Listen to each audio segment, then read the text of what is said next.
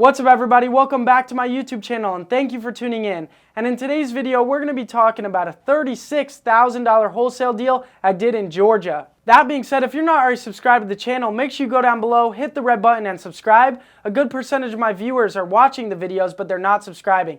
I'll pop the analytics up right now. So if that's you, I'd really appreciate it if you go subscribe. But other than that, let's get right into the video.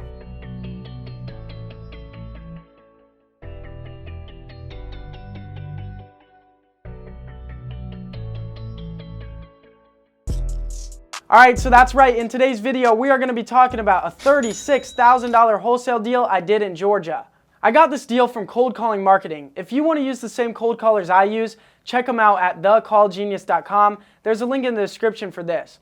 Once I gave a list to my cold callers to call in Georgia, they started passing me motivated seller leads. Once they started passing us motivated seller leads, we started following up with those leads and figuring out with these people the condition of their property, the reason why they really wanted to sell, and how much they wanted for their property. After talking to a bunch of sellers, we finally spoke to a really motivated seller, and they were actually willing to take a reasonable price for their property where we were able to make a profit. As you see, this homeowner had equity in their property. They had lived in their property for long enough that they paid down the mortgage and the property value rose, creating equity. So they were able to sell the property for more than they bought it for and make profit. And so therefore we had room to negotiate.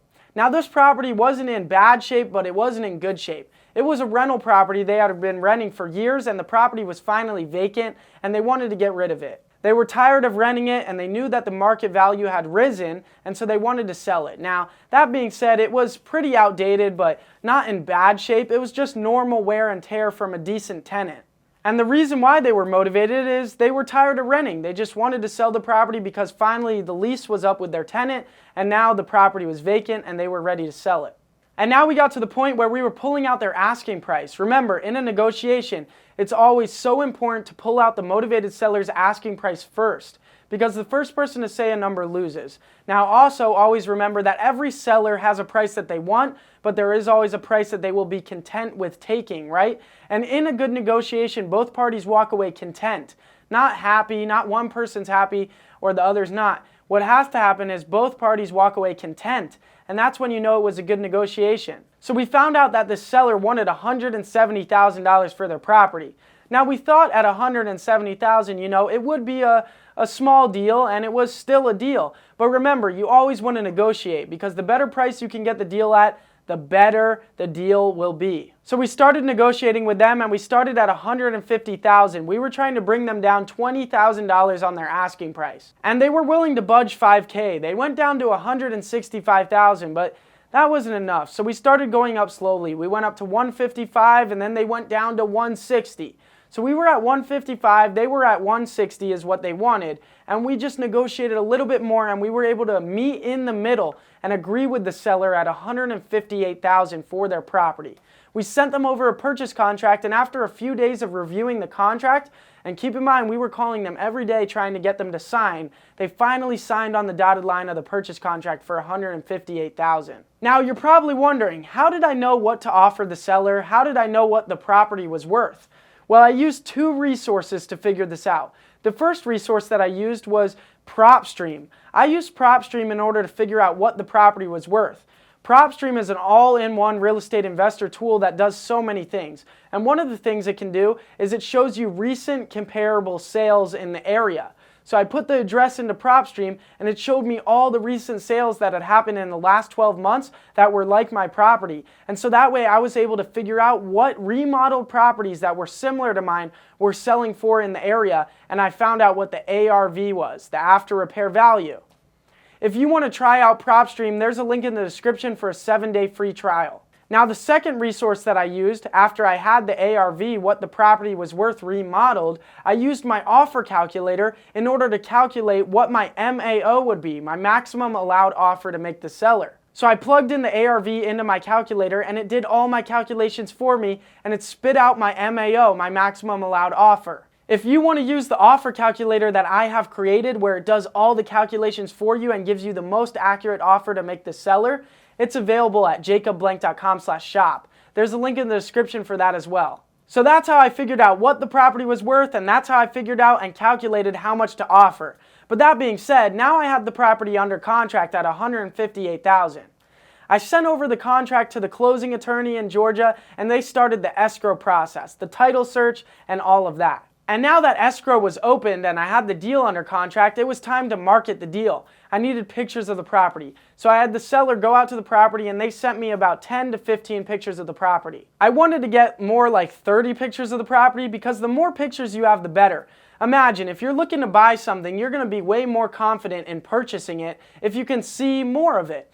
And so we always want to get as many pictures of the property as possible because it makes buyers want to buy your deal more. But ultimately, we got 10 to 15 pictures and that was enough. I told the seller to send me a picture of every room, the front of the house, the backyard, the electrical box, the AC unit, and a picture of the roof if possible.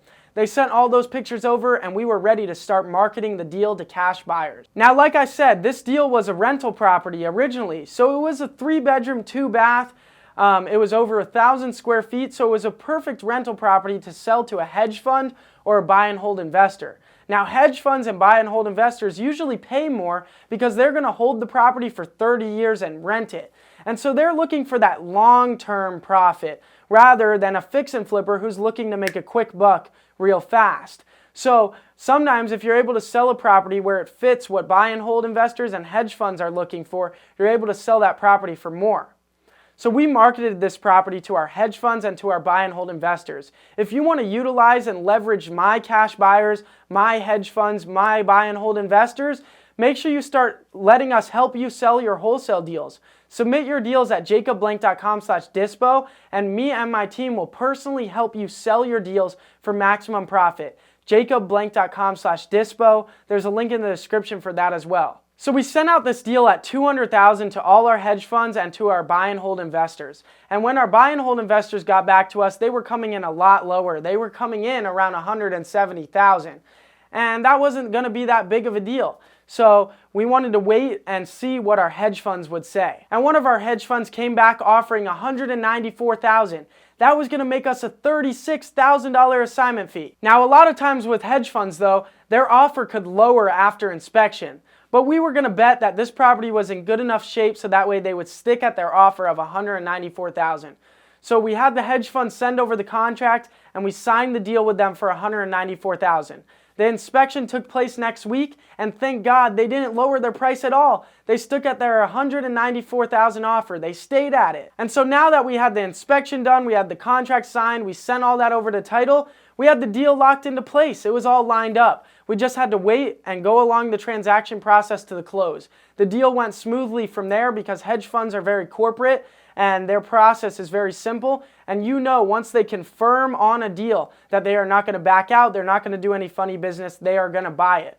So we got to the close of escrow and the buyer wired their money, the seller signed closing docs, the buyer signed closing docs, and boom, the deal closed. And there we go, another amazing $36,000 wholesale deal. If you want to learn exactly how I'm doing this and how I scaled a business to do over $1 million a year, I can teach you exactly that. I have a Learn to Wholesale program called REI Scalers. In this program, I take you from A to Z on how to get your very first wholesale deal and then from there on scale to doing over $100,000 a month in profit.